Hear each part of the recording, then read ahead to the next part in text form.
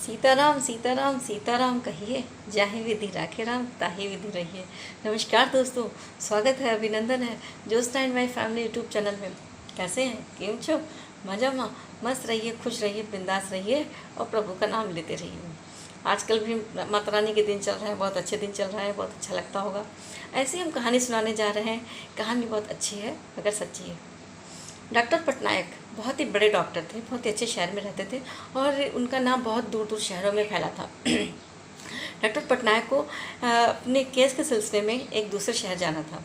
वो फ़्लाइट से गए। जब फ़्लाइट से गए तो फ्लाइट जहाँ तक उनको जाना था वहाँ तक ख़राब मौसम और ख़राब तकनीकी के कारण फ़्लाइट वहाँ तक नहीं जा पाई। फ़्लाइट को बीच में ही लैंड कर लिया गया। जब बीच में लैंड कर लिया तो डॉक्टर जो रात में 2 बजे लैंड हुआ, तो डॉक्टर पटनायक जो थे बहुत परेशान हुए कि मुझे तो वहाँ पे केस के लिए जाना है और बहुत अर्जेंसी है, बहुत इमरजेंसी है और अब क्या करें।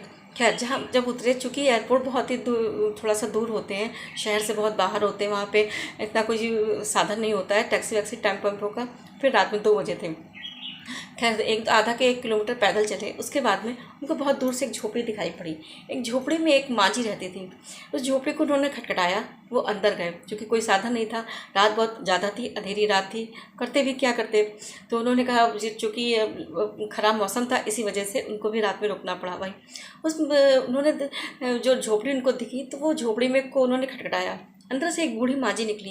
बोली, कोई है अंदर? तो बूढ़ी माँ जी ने कहा, हाँ हम हैं अंदर। खैर, तो बताइए।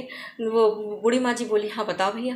तो डॉक्टर साहब ने कहा कि माँ जी, मैं कोई एक अनजान आदमी हूँ, मैं बाहर से आया हूँ और मैं प्लेन से उतरा हूँ। इस समय मेरे पास ना कोई गाड़ी है ना कोई साधन है, मुझे दूसरी जगह जाना है।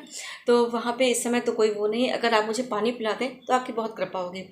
तो जो बूढ़ी माँ थी उन्होंने अंदर बुला लिया डॉक्टर साहब को कि आइए भैया, आप अंदर आ जाइए। और अंदर उनका पोता कंबल में ओढ़ा लेटा था। खैर, उन्होंने कहा, बेटा पानी तो मेरे पास नहीं है, प्रभु का चरणामृत रखा है यहाँ पे, इसको तुम पी लो। उन्होंने उनको पिला दिया डॉक्टर साहब को, क्योंकि वो खुद ज़मीन में बैठी थी, झोपड़ी थी। तो डॉक्टर साहब बहुत थके थे, बहुत लंबा सफ़र करके आए थे, 1 किलोमीटर पैदल चल के आए थे। तो बहुत उनके थोड़ा सा स्ट्रेस बॉडी में आ गया, उनके बहुत दर्द होने लगा। तो माँ जी ने कहा कि बेटा ऐसा है, तुम यहीं पर ज़मीन में आराम कर लो, अब हमारे पास कुछ है तो नहीं। तो उन्होंने एक चादर बिछा दी और डॉक्टर साहब से कहा, डॉक्टर कि बेटा तुम आराम कर लो। डॉक्टर साहब ने भी थोड़ा आराम कर लिया। जब आधा 1 घंटा उनको आराम उन्होंने किया तो उनको थोड़ी सी थकान जो थी उनकी दूर हुई, उनको फ्रेशनेस फील हुई। वो उठे, उन्होंने कहा, माँ जी तो आपने तो बहुत चमत्कार कर दिया, आप इतनी ऊर्जावान हैं और आपने ऐसा कर दिया कि मैं बहुत थका था, मैं बहुत असहाय हो गया, बहुत परेशान हो गया था और मैं सोच नहीं रहा था मैं क्या करूं। लेकिन आपने जो भगवान का चरणामृत मुझे पिला दिया, मुझे अंदर से एक तरोताज़गी आ गई, मुझे फ्रेशनेस आ गई, मुझे एक ऊर्जा आ गई, मुझे एक पॉजिटिविटी आ गई। तो माँ जी आप ऐसी दुआ करो कि मौसम बिल्कुल ठीक हो जाए और मैं कल अपने समय से वहाँ पहुँच जाऊँ, मुझे केस के लिए बहुत इमरजेंसी में जाना है। तो माँ जी ने कहा कि अरे बेटा, हम क्या दुआ देंगे, हम अगर दुआ देते तो मेरा पोता देखो कितना बीमार है, कंबल में लेटा बार बार। वो जो माँ जी थी वो रामचरितमानस का पाठ कर रही थी। तो डॉक्टर साहब ने पूछा कि माँ जी आप ये क्या कर रही? बोली, बेटा रामायण पढ़ रहे हैं, रामचरितमानस का पाठ कर रहे हैं। ये मेरा पोता है और कंबल ओढ़े लेटा है। मेरा लड़का और बहू एक एक्सीडेंट में ख़त्म हो गया, 4-5 साल का पोता हमको छोड़ गई, अब बुढ़ापे की उम्र में, और हम इसको कैसे देखेंगे, कैसी देखभाल करेंगे। दूसरी बात है, ये बहुत बीमार है और इसको बचने की कोई उम्मीद नहीं है। हमसे कई लोगों ने बताया है कि एक डॉक्टर पटनायक हैं, वो दूसरे शहर में रहते हैं, बेटा उनको दिखा दें तो ठीक हो जाए और वो ऑपरेशन बता देंगे। ना मेरे पास ऑपरेशन के पैसे हैं, ना ही हम डॉक्टर पटनायक के पास जा सकते, चूँकि वो बहुत दूसरे शहर में रहते हैं। फिर इतना ऊँचा डॉक्टर, वो तो हज़ारों में फ़ीस लेगा, बेटा यहाँ तो 100 रुपये भी नहीं है। तो डॉक्टर पटनायक को बहुत ही अंदर से वो लगा कि माँ जी, मतलब ये भगवान ने क्या चमत्कार किया कि माँ जी मेरे पास नहीं आ सकती थी, तो भगवान ने हमको, इनकी दुआओं में इतनी दम होती, दुआओं में इतना सहारा होता है और भगवान ने हमको किसी न किसी रूप में सहारा बना के इनके पास भेज दिया। अगर शायद ख़राब मौसम ना होता, ख़राब तकनीकी के कारण अगर मेरा प्लेन जो था वो लैंड नहीं करता, तो शायद हम माँ जी के पास नहीं आ पाते, और नहीं आ पाते तो शायद नहीं देख पाते। तो वो जो थे डॉक्टर पटनायक, उन्होंने कहा, माँ जी एक बात कहूँ? बोले, हाँ बताओ बेटा।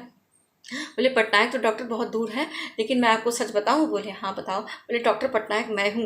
तो माँ जी जो थी बहुत रोने लगी। बोले, अरे बेटा, हमारा इतना सौभाग्य कि डॉक्टर साहब यहाँ आ गए और फिर मेरी तो ज़मीन है, यहाँ पे कुटिया है, यहाँ पे तो बेटा कुछ खाने को भी नहीं जो तुमको कुछ दूँ। तो डॉक्टर साहब बोले, नहीं माँ जी, आपका इतना एहसान है, आपने तो हमको रात में शरण दे दी, आपने हमको भगवान का चरणामृत पिलाया, जिससे हम एक अंदर से बहुत ही तरोताज़गी हमें आ गई। तो सोच रहे थे कि हम अपना कोई काम नहीं कर पाएंगे, आपके बेटे को क्या दिक्कत है, पोते को? तो माँ जी ने बताया, बेटा ऐसी ऐसी दिक्कत है, और डॉक्टर के सबने कह दिया कि डॉक्टर पटनायक को ही दिखा दो। तो बोले आप कोई बात नहीं, आप चिंता मत करिए। डॉक्टर दूसरा दिन हुआ, डॉक्टर पटनायक वहीं के हॉस्पिटल में ले गए। उस बच्चे को एम्बुलेंस बुलाई, माँ उस बूढ़ी माँ जी को बैठाला, खुद बैठे, उस बच्चे को लेटाला। उस बच्चे को लेटाला और डॉक्टर ने वहाँ जब वहाँ देखा तो कहा कि इसको ऑपरेशन करना है। डॉक्टर ने वहीं ऑपरेशन कर दिया। ऑपरेशन कर दिया और बच्चा ठीक हो गया। 1-2 दिन में बच्चा ठीक हो गया।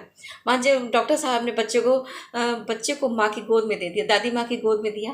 कहा माँ जी आप ये अपना बच्चा लीजिए, और आपकी भगवान की कृपा से आप श्री रामचरितमानस जप रही थी, तो आप नहीं जा सकती थी वहाँ पे, क्योंकि आप बहुत बूढ़ी हैं, आपके पास पैसा नहीं है, तो भगवान ने कोई ऐसा माध्यम बना के हमको आपके पास भेज दिया। तो कहते हैं कि भगवान की, चाहे रामचरितमानस हो, चाहे गीता हो, चाहे भागवत हो, सब चीज़ों में बहुत दम होती। सच में अगर दिल से पढ़िए तो कहीं ना कहीं भगवान कैसे रूप में सहाय होते हैं, ये तो भगवान ही जानते हैं। हमारे कभी कभी छोटे से छोटे कामों, बड़े से बड़े काम भगवान कैसे पल में बना लेते हैं, कैसे पल में अपनी हमारी समस्याओं को हर लेते हैं, तो प्रभु ही जानते हैं। तो बस अगर आपको मेरा वीडियो अच्छा लगा हो तो प्लीज़ लाइक शेयर कमेंट जरूर कीजिएगा। प्रभु का नाम लीजिए, सीताराम जपिए, राधे श्याम जपिए, और मस्त रहिए। माता रानी के गीत गाइए, भजन गाइए। जय माता दी।